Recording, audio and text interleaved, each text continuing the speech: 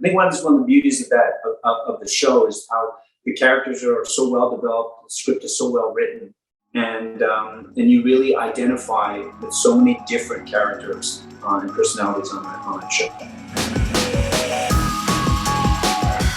Corey, I'm really excited to get to chat with you today about the Stranger Things live from the Upside Down concert experience. It's Doritos, it's Netflix, it's you, it's the Go-Go's, it's Soft Cell, it's Charli XCX. I mean, it's a huge event. Yep. And I know that you guys filmed that event already, and I've seen some of the pictures from it. It's just really cool.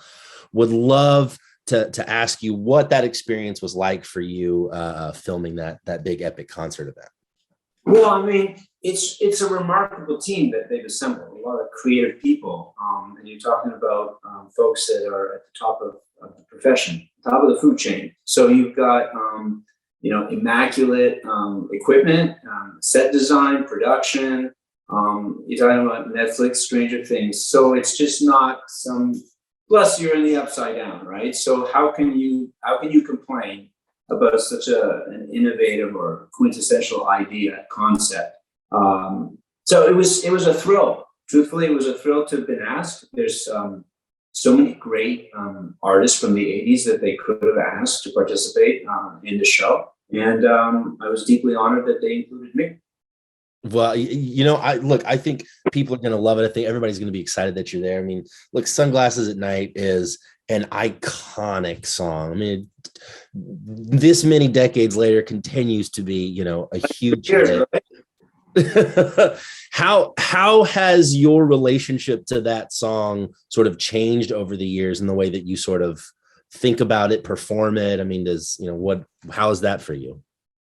Well, I mean, quite honestly, the song and I have had a romance from the day that it was created. It's a very special song. It was my first single. As a songwriter, and that's what I wanted to do when I was in my teens, was write music and be able to create some music that would resonate with folks. And the beauty and the magic of music is that it travels and takes you to so many different portals, a word that Stranger Things uses often.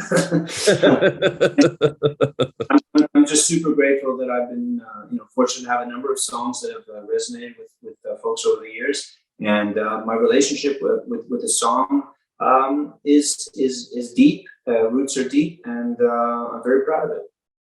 Well, and you mentioned there too, number of songs, and you're right. Never Surrender is another huge song of yours, and that song has already been used in Stranger Things, which I thought was really coincidental. Yeah, I was absolutely thrilled when I saw that because first of all, the scene is so touching, and it's such a sweet scene between Mike and Eleven, and the way he sings the song. And I was expecting.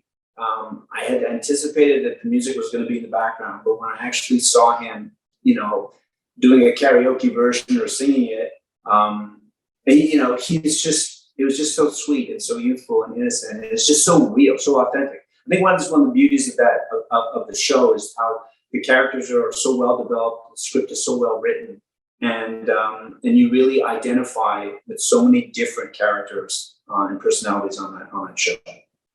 Oh, I couldn't agree with you more. I'm rocking my Hopper and 11 shirt today. There you go. I was like, what am I going to wear? And I was like, well, it's got to be the Stranger Things tee, obviously. Say that again. It's a nice shirt. I appreciate that.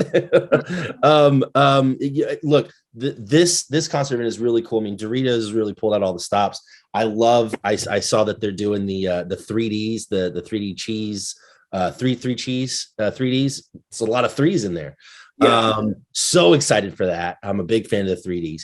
Do you have a favorite Doritos? Doritos as a kid growing up? Was it your chip? Yeah, I mean, that's the thing is those 3Ds first came out when I was probably a teenager.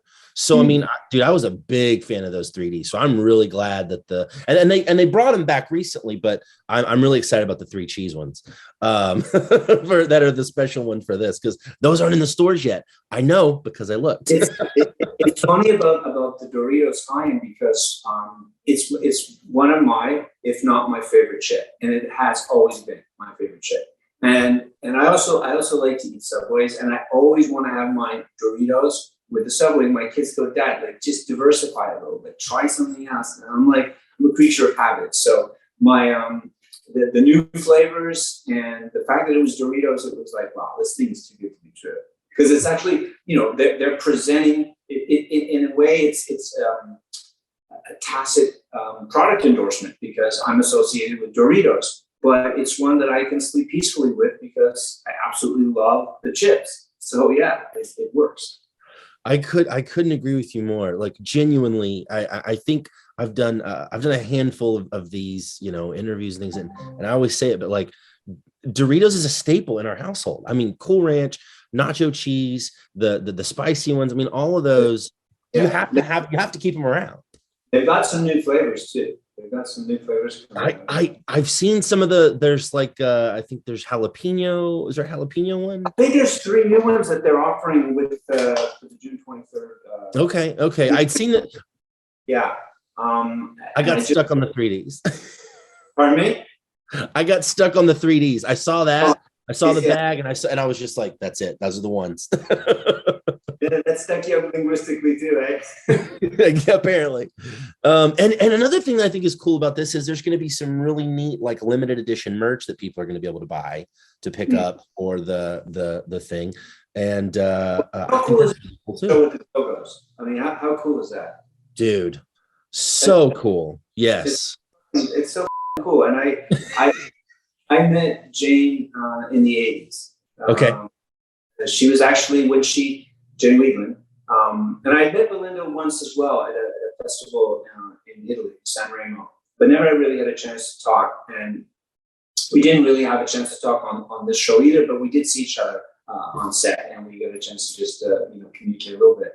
But Jane, I remember meeting in the 80s, and I have a really good memory. So to me, before I even had my first record out, the Go were these massive rock stars. They were, and as a female band, they were trendsetting. They were iconic. Before iconic was iconic. And I remember Jane when I met up with her at the studio. We were at EMI. We were both on the same label, and I had a song called "In Your Soul" that came out in 1988, and she had a single coming out as well on her solo career. And she made a comment to me. She probably just, when she was listening to the song, because the song was playing background, she said, Corey, that's a really nice song. It reminds me of a Roy Orbison type song. And I was like so thrilled that Jane Weedland made a nice, beautiful musical comparison to one of my songs to Roy Orbison.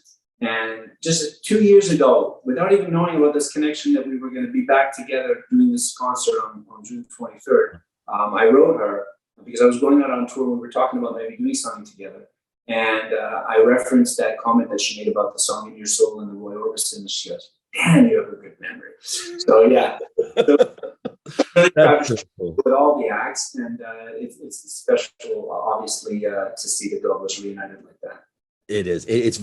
I'm very excited about it. I already signed up so that like I can make sure to watch it. Like I was like I already typed in my email and all that. And it's June 23rd. People can go to Doritos.com/Stranger Things. And that's going to take them to where they need to go to get signed up and check out the concert. And I know that surprises. There's lots of surprises that they're going to let out. Look, the show leaves you at a cliffhanger.